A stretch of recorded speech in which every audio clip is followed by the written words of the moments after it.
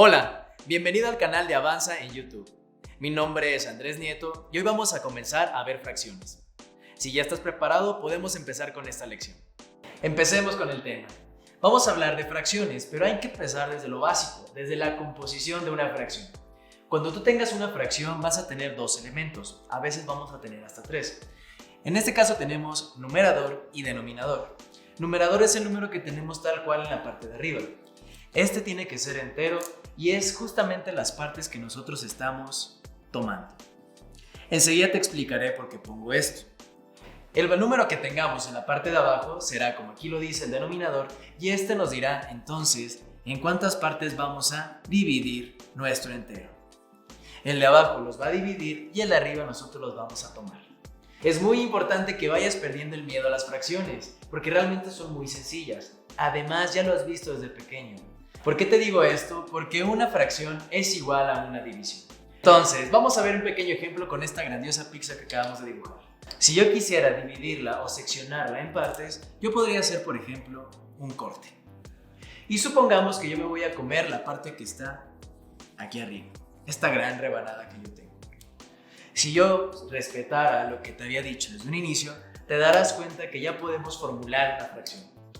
¿Entre cuántos pedazos lo dividí? Lo dividí en dos pedazos. ¿Qué quiere decir? Que en una fracción, el número que yo tenga en la parte de abajo será en 2. ¿Por qué el 2? Porque te recuerdo que lo dividimos en dos números. Quedamos que el valor que tenemos en la parte de arriba son las partes que yo estoy tomando, que en este caso solamente será una. Estoy tomando una rebanada de las dos que ya tenía. Que quiere decir que lo dividí entre dos, pero de esos dos pedazos solamente estoy tomando uno.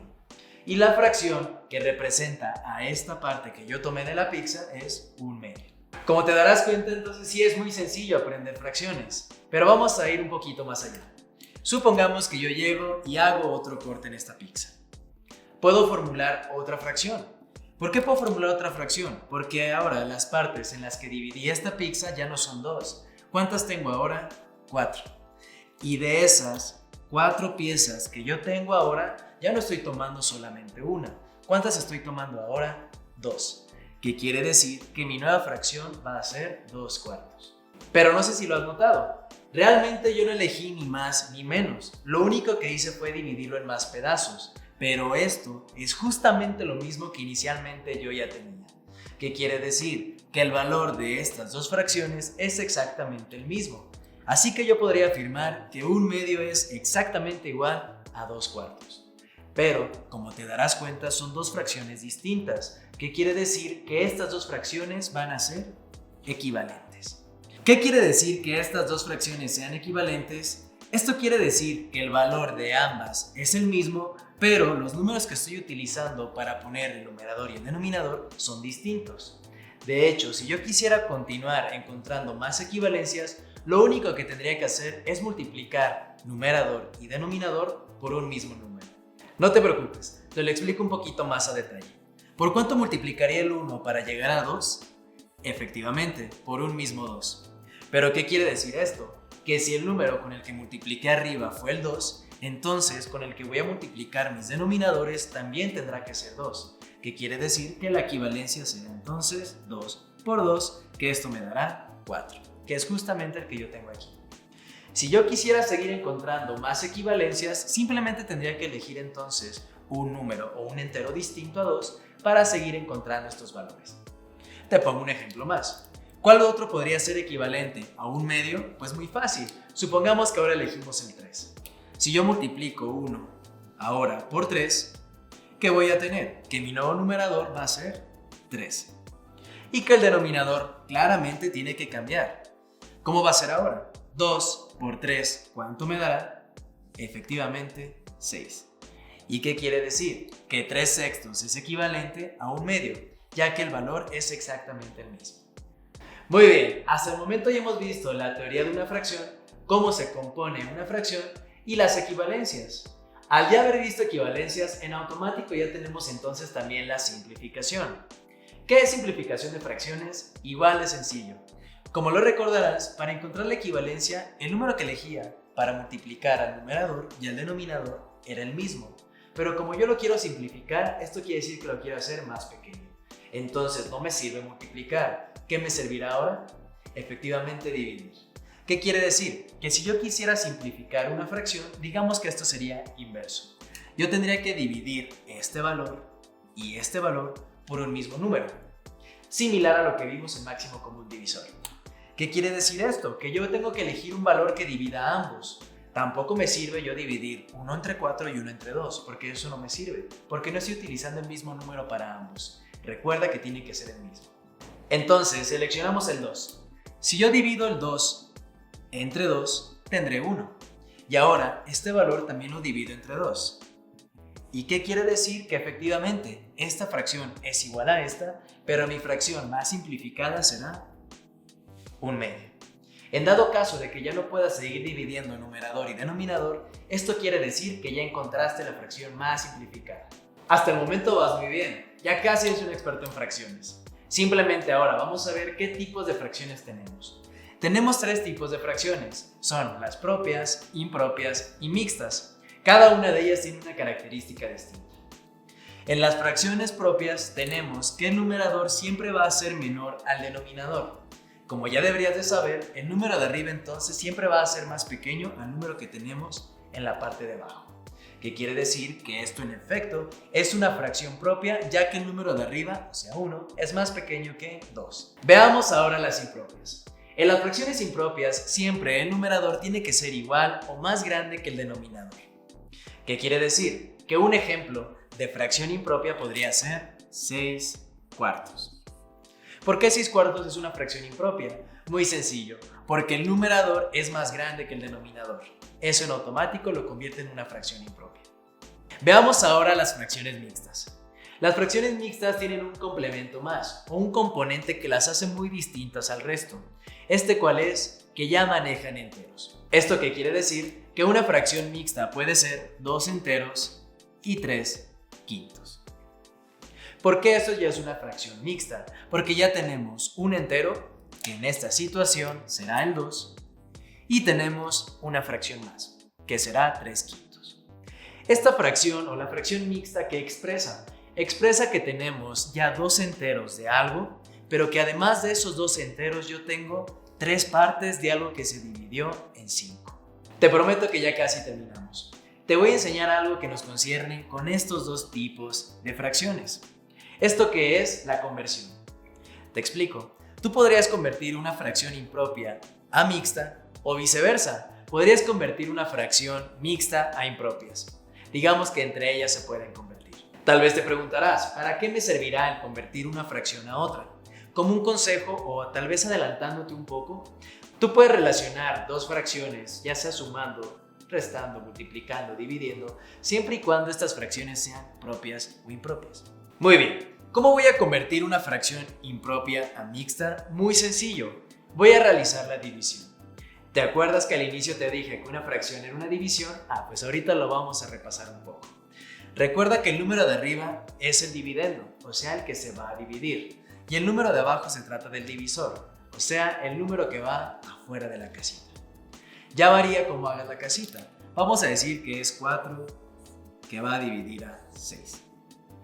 Supongamos que este es el método que utilizamos. El número de afuera va a dividir al número que tenemos en la parte de adentro. ¿Cuántas veces cabe el 4 en el 6? Efectivamente, solamente una vez. Si yo multiplico 1 por 4, me dará 4. Y a la hora de restar esto me dará 2. No es necesario que busques decimales, hasta aquí ya está bien. ¿Qué tenemos aquí? Tenemos que el entero va a ser el cociente de esta división. Esto quiere decir el número que yo tengo en la parte de arriba. Yo tengo un entero en esta fracción. Pero si te das cuenta, en las mixtas tenemos elemento extra que son las fracciones. ¿Cómo voy a saber yo cómo plasmar la fracción? Muy sencillo. Este valor que tengo aquí llamado residuo, si lo recuerdas, pertenece al numerador de la fracción que tendremos de este lado, que en este caso sería 2. Entonces este va a ser el numerador de la fracción que tenemos al lado del entero. Para finalizar nos hace falta un denominador. ¿Este denominador cuál va a ser? El que tenemos aquí, o sea, el 4. El denominador va a ser el 4. ¿Qué quiere decir? Que nosotros estábamos dividiendo esto en 4. Justamente como lo tenemos aquí. Una vez de que ya realizamos esta división, ya nada más nos hace falta acomodarlo como lo vemos aquí. Tenemos que el entero es 1, así que vamos a ponerlo de este lado. 6 cuartos es igual a un entero y tenemos una fracción. Numerador es 2, entonces lo pongo de este lado y el denominador va a ser 4. Así que 6 cuartos es igual a un entero con 2 cuartos.